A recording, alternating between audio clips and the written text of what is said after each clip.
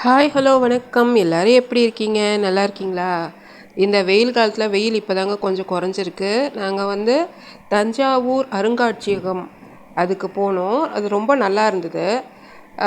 First பார்த்திங்கன்னா என்ட்ரன்ஸ்லேயே ஒரு ரயிலோட மாதிரி வச்சுருப்பாங்க மாடலை. உள்ளே கீழே நம்ம என்ட்ரன்ஸ் டிக்கெட் வாங்கிட்டு உள்ளே போனோன்னா கீழே இருக்கும், அப்புறம் மேலே மாடியில் இருக்கும். கீழே முதல்ல நம்ம போகிறப்ப அந்த காலத்து சிலைகள் அதெல்லாம் ஒரு பெரிய ரேக் மாதிரி மர ரேக்கில் எல்லாம் நீட்டாக வச்சுருப்பாங்க.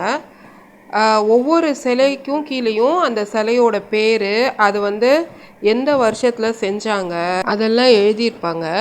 நிறைய சிலைகள்லாம் அங்கே இருந்தது. அதே மாதிரி எல்லா சிலைகளும் நல்லா நம்மளுக்கு வெளிச்சமாக தெரியணும்னு எல்லா இடத்துலையுமே லைட் போட்டிருந்தாங்க.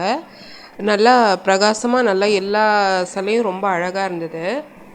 கீழே இருக்கிறது நல்லா பெரிய ஹால் மாதிரி இருக்கும். அந்த ஹாலையே மூணாக பிரிச்சிருந்தாங்க.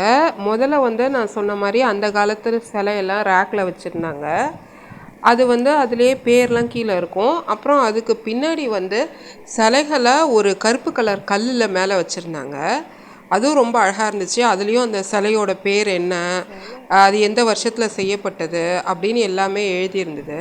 அந்த சிலைகளில் சிவன் சிலை, நிறைய அம்மன் சிலைகள்லாம் இருந்தது. அப்புறம் கணபதி சிலை, முருகர் சிலை, அந்த மாதிரி நிறைய சிலைகள்லாம் இருந்தது. அந்த ரூம்லையே பின்னாடி போனோன்னா அந்த நான் சொன்ன மாதிரி கருப்பு கலர் கல்லில் சிலைகள்லாம் வச்சுருப்பாங்க. அது அகழ்வாராய்ச்சியில் எடுத்த சிலைகள்லாம் எந்த வருஷத்தில் எடுத்தது, அந்த சிலை என்ன கடவுளோட சிலை, அந்த மாதிரி எல்லாமே அந்த கருப்பு கலர் கல்லில் எழுதி வச்சுருப்பாங்க.